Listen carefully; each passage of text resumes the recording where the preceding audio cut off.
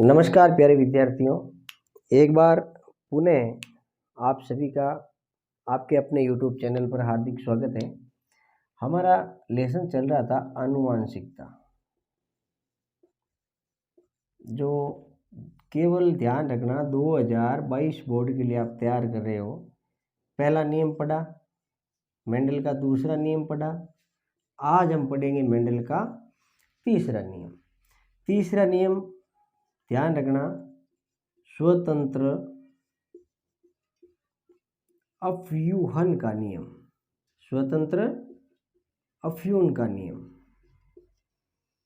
इससे पहले आपकी सामान्य जानकारी के लिए बता दूं, पहला नियम जो हमने पढ़ा था प्रभाविकता का नियम।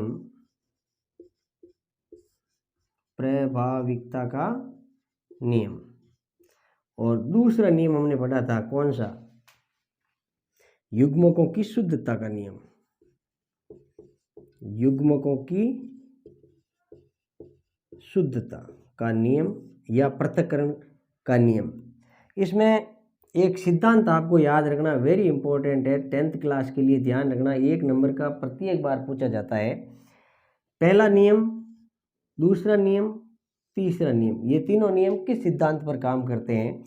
तो इन दोनों नियमों में ध्यान रखना, पहला नियम प्रभाविकता का और दूसरा जो पृथक्करण का नियम है, ये नियम दोनों एक ही सिद्धांत पर काम करते हैं। वो सिद्धांत है एक संकर संकरण। एक संकर संकरण सिद्धांत पर ये काम करते हैं। तीसरा नियम जो हमारा है स्वतंत्र अफ्यूहन का नियम, जो अभी हम पढ़ेंगे, ये द्विसंकर संकर सिद्धांत पर काम करता है। द्विसंकर संकरण सिद्धांत पर काम करता है। वेरी इंपॉर्टेंट है, ध्यान रखना। कोई बात याद रखने योग्य है, आपको रटना नहीं है घर जाने के बाद। एक ही ध्यान रखना, पहला और दूसरा नियम एक संकर संकरण सिद्धांत पर काम करता है, और जो तीसरा नियम है आपका स्वतंत्र अफ्यूहन का नियम, ये द्विसंकर संकरण के सिद्धांत पर काम करता है।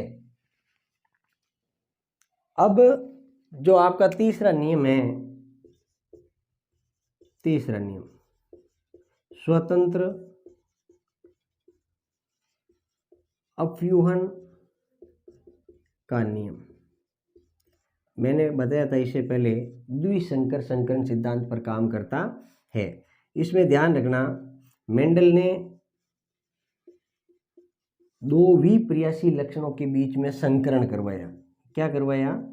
संकरण करवाया।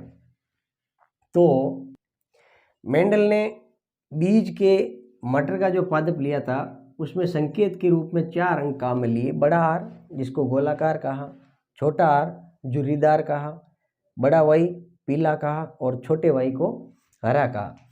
अब ध्यान रखना, मेंडल ने पहले F1PD प्राप्त की, फिर F1PD का स्वपरागण करवाया, यानी आपस में परागण करवाया। जो F1PD में हमें उत्पाद के रूप में प्राप्त हुआ था, उनका मध्य संकरण करवाया आपस में ही, उसे स्वपरागण कहते हैं। तो मेंडल को प्राप्त हुई थी F2PD। अब किस प्रकार हुई थी?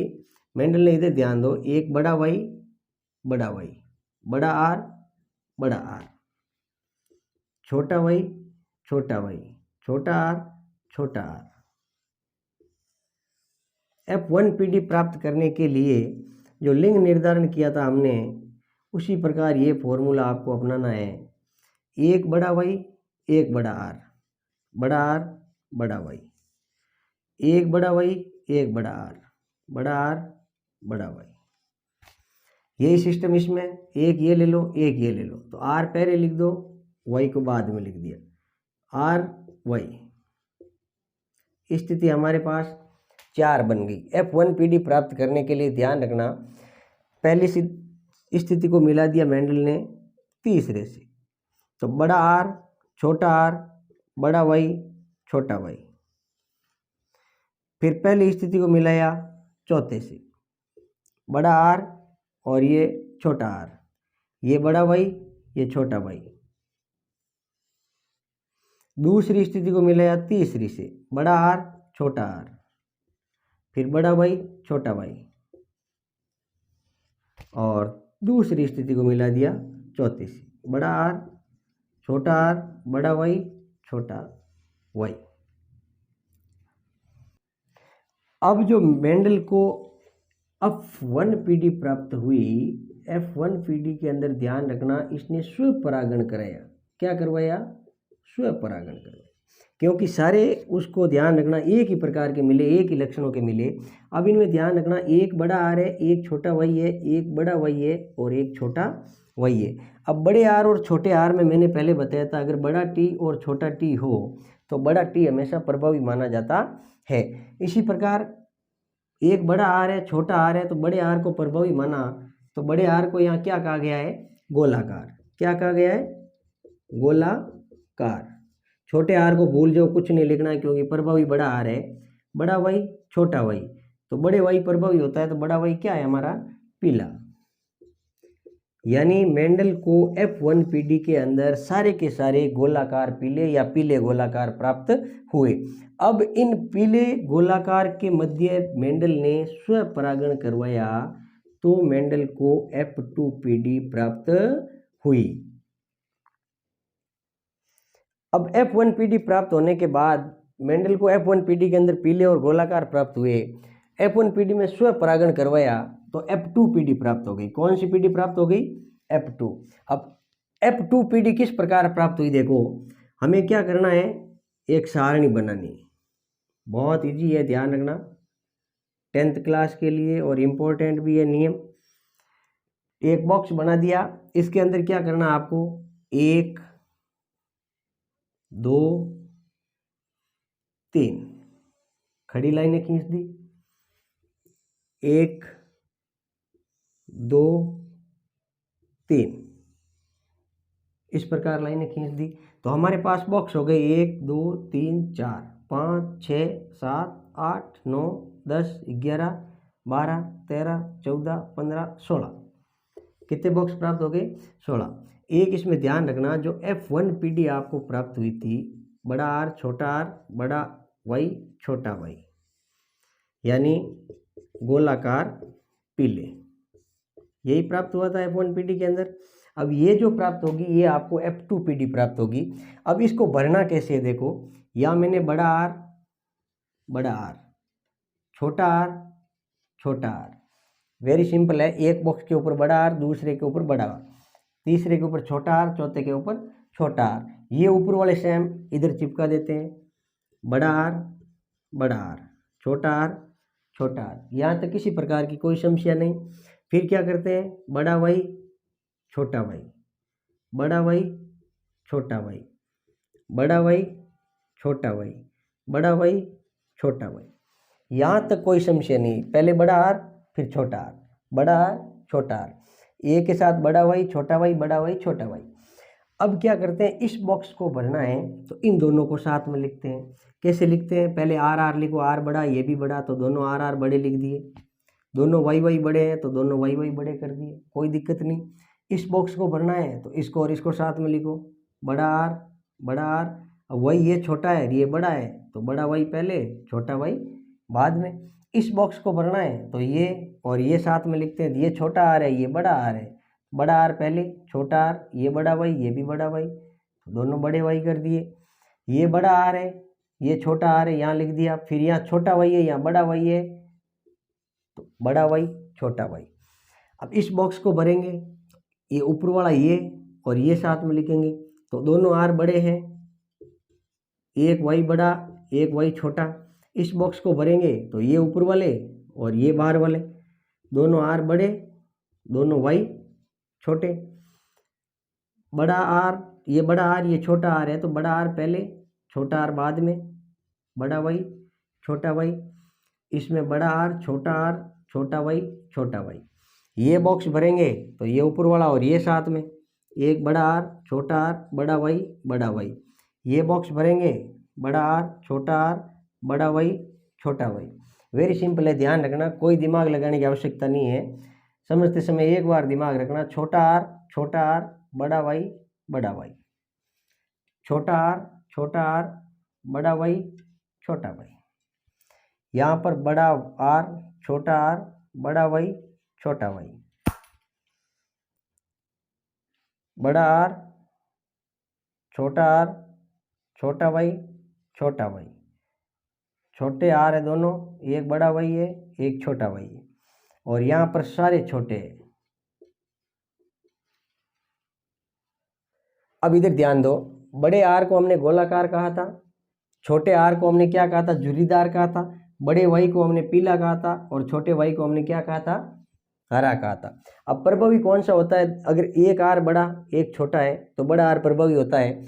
इसमें दोनों आर बड़े हैं तो हम लिख देंगे गोलाकार, गोलाकार। दोनों वाई बड़े हैं तो दोनों वाई को क्या कहते हैं, पीला।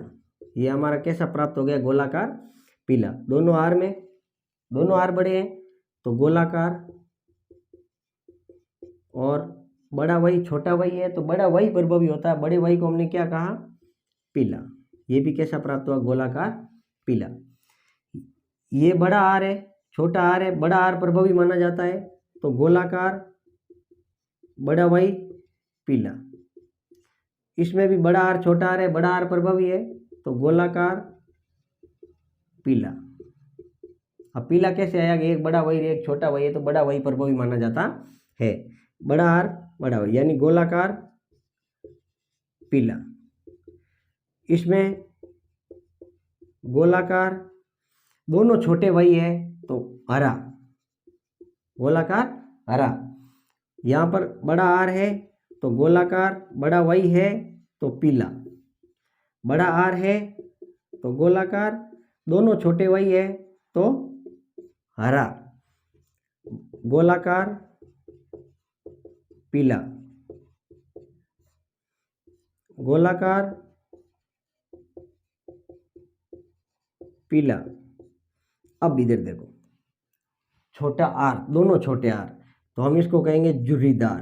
क्या कहेंगे, झुर्रीदार। दोनों वही है बड़े, झुर्रीदार पीला। दोनों आर छोटे तो झुर्रीदार, बड़ा वही है पीला। बड़ा आर छोटा आर प्रभावी बड़ा आर, बड़े आर को गोलाकार, तो हमने लिख दिया गोलाकार। अगर छोटा आर साथ में है तो कोई वैल्यूशन नहीं है, बड़ा आर प्रभावी माना जाता है, बड़ा वही प्रभावी है तो पीला। गोलाकार, छोटा वही है हरा। छोटा आर बड़ा वाई, छोटा आर मतलब झुर्रीदार, बड़ा वाई मतलब पीला। दोनों छोटे हैं तो झुर्रीदार हरा, झुर्रीदार हरा।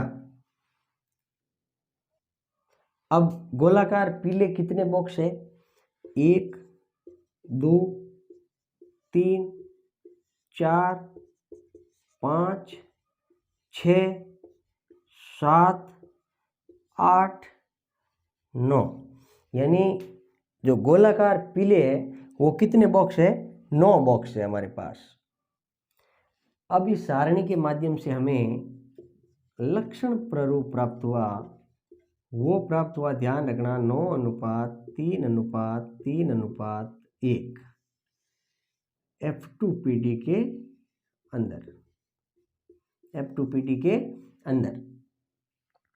अब भाषा के रूप में हमें क्या लिखना है कि जब 2 या 2 से अधिक विपर्यासी लक्षणों का संकरण करवाया जाए तो स्वतंत्र रूप से ये कार्य करते, किसी एक दूसरे की वंशागति पर कोई प्रभाव नहीं पड़ता है, इसीलिए इसको कहते हैं स्वतंत्र अफ्यूहन का नियम। यानी 2 या 2 से अधिक विपर्यासी लक्षणों का संकरण करवाया जाए तो वंशागति का एक दूसरे के ऊपर किसी प्रकार का कोई प्रभाव नहीं पड़ता, इसलिए इसे स्वतंत्र अफ्यूहन का नियम कहते हैं। धन्यवाद।